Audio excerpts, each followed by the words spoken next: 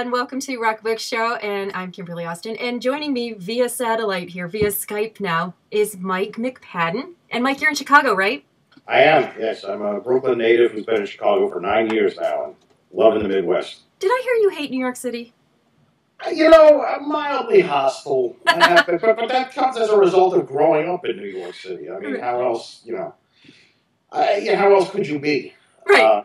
I mean, that's truly, I guess, a tribute to the city, like being hostile to it. It's so true. Well, Mike is the author of the new book in the If You Like series from Backbeat Books. It's called If You Like Metallica. Here are over 200 bands, CDs, movies, and other oddities that you will love. How did this project fall in your hands? I was, I've been writing about music for like 20 years now.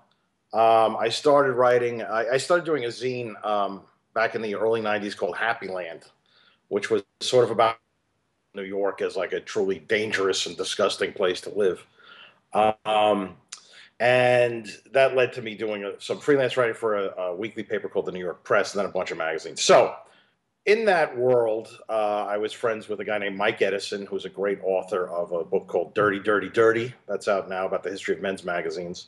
He works at Backbeat Books, and he asked me if I'd be interested in doing a Metallica book, and I said, well, absolutely. You've come to the right place. So, how long have you been a Metallica fan? Since 1986, and it began, they intrigued me. I listened to them a little bit in high school. I went to high school between 82 and 86. And then I was like a full-blown punk by the time 86 rolled around. And I was sitting like in the Washington Square Park area one day, and I just saw this like gorgeous punk girl with a green mohawk and a Ride the Lightning t-shirt on. And I was like, oh, well, doesn't that motivate me now to go check out this Metallica once and for all, to reconsider this band? Nothing like a hot girl. yeah, completely. So I walked up to Tower Records and I bought Master of Puppets on cassette. And it was life-changing. It sounded like music I had always wanted to hear. Still hunt for records and things. Tower Records, gosh, I miss those big record stores sometimes. I mean, I hunt for a lot of stuff online. I'm lazy about it. I'm not a record collector. Everybody I know is. So I go along, and it's fun for me to look at stuff and dig through the albums and everything. I do a lot of hunting online because I'm more interested in listening to the music. So I own much more music than I've ever owned in my life, but I have fewer actual physical records than I've ever. Yeah, I look at my CD rack sometimes and I think, what am I still doing with that thing? Yeah, having just moved, I'm grateful that... We would be remiss not to mention you are the head writer of Mr. Skin. What kind of writing sample did you have to submit to get that job, Mike? Oh boy, that's funny. So I was working at a magazine called Celebrity Skin at the time, and I was freelance, which is essentially Mr. Skin in print form. And since it's in print form, it's no longer around. And I had been doing some freelance writing for a horror movie company in New Jersey called Shakorama. And Mr. Skin himself, who was a real guy, who, if you listen to Howard Stern, you hear once a week, met them at a trade show and said, this is really good writing. I'm looking for somebody. And they gave him my number. And this Chicagoan called me one day and said, I'm going to be in New York tomorrow. I'd like to talk to you. And I was like, all right, cool. So he showed up, took me to dinner. He got drunk and offered me a job, and I accepted it before he could sober up. And 2 weeks later, I moved to the Windy City. So in terms of writing samples, I mean, it's just, it's all puns. It's all heavy-duty stuff. And he was very impressed with my turn of phrase. I said somebody had sweet seat meat, and he knew I was the man for the job. So I was going to say, is it impossible now to turn that off? Are you constantly? Oh, well, that's the beauty of it. Yeah, it's a constant, search and pun destroy mission, which was a terrible pun I just made. So. And I can't turn it off, but it doesn't always work. Does the word skin just seem to fit in front of any word, too, at this point? To the point where I'm like, I'll be like at the doctor's office or something. I'm like, oh, that's very interesting that you said that. Like, oh, well, yeah, look, here's my skin, doctor. Check it out. Yeah.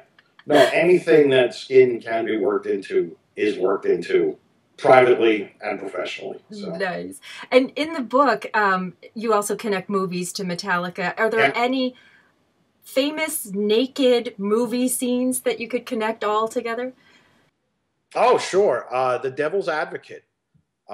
which is the Keanu Reeves and Al Pacino movie from 1997, stars Connie Nielsen, who is Lars Ulrich's longtime gal pal. I don't believe they're married, but they have a couple of kids together. And she goes full frontal as the devil's daughter. And she's got some hellaciously bad implants, but I still appreciate seeing them. I thank her for sharing them. Thank you so much, Connie. All right, we got to get off this skin tangent, I suppose. A skin tangent, yeah, something like that. That works, yeah. But let's take me way back when you were a kid. What kind of books did you like to read? What were your influences? Okay, when I was a kid, I read anything. The biggest stuff early on was Mad Magazine, and then National Lampoon. But then, like in terms of books, there's a writer named Danny Peary who did a series of books called Cult Movies, volumes 1, 2, and 3, and then Cult Movie Stars and alternate Oscars and stuff.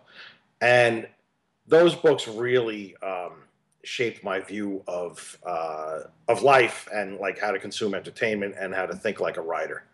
And Peary is just flabbergasting to me, having now written this book and working on another reference book that's coming out. He wrote these books. He wrote the first Cult Movies books. It's 100 detailed reviews, and this was before the VCR. So I can't imagine. I genuflect to anybody who wrote one of these books before the internet. But this maniac went around. He was like flying to Georgia to see like Herschel Gordon Lewis's Blood Feast and stuff, and then writing it on paper and then typing it on a typewriter. So Peary was a huge influence. And then in terms of rock books, there's a book called Rock and the Pop Narcotic by Joe Carducci, which was like of biblical importance to me, that came out in 1990. And a writer named Chuck Eddy, who wrote a really kind of blasphemous heavy metal book called Stairway to Hell, which was the 500 greatest heavy metal albums in the universe, and like 20 of them were actually metal albums, and most of it was him making fun of the musicians and stuff. He's a great writer, and he doesn't like me for some reason, but I'll get over it.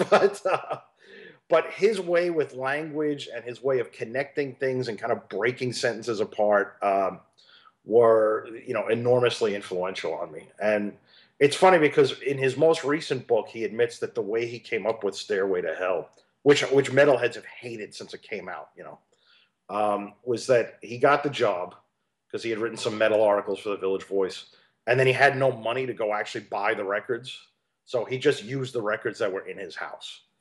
So he would like wedge, there's like Tina Marie albums in there and an Osmonds album, and all kinds of ludicrous stuff. So. And you've admitted to liking some Bubblegum Pop. That is my other great passion. I like I like obnoxious music that's really like upfront about what it's trying to do to you. So I like metal, I like punk, and I like bubblegum rock because it's like really manipulative. Yeah. What's one of your favorite guilty pleasures?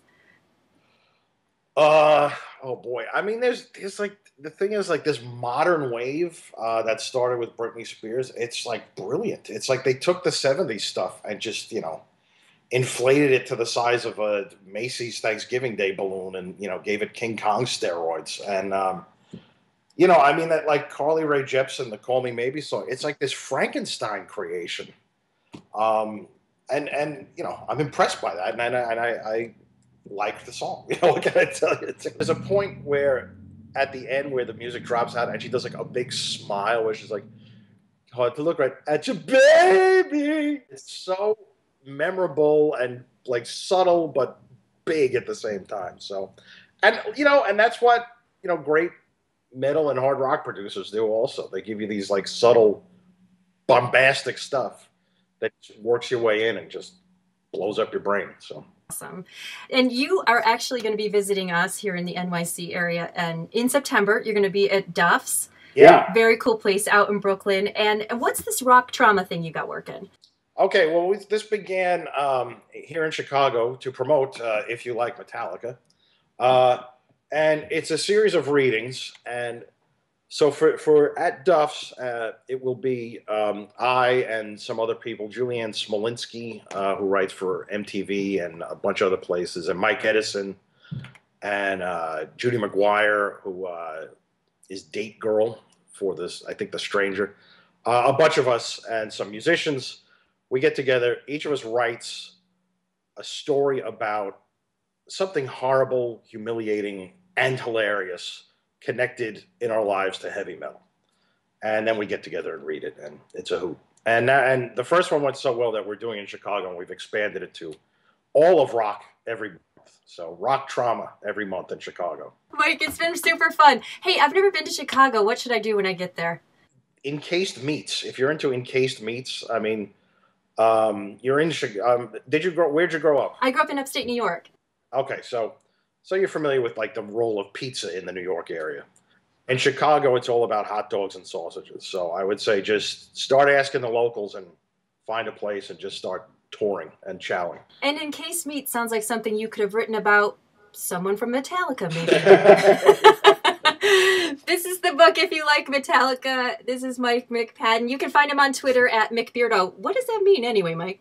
Just look at this gorgeousness. Right? Yeah, so it's self-evident. It is self-evident. Thanks so much, Mike.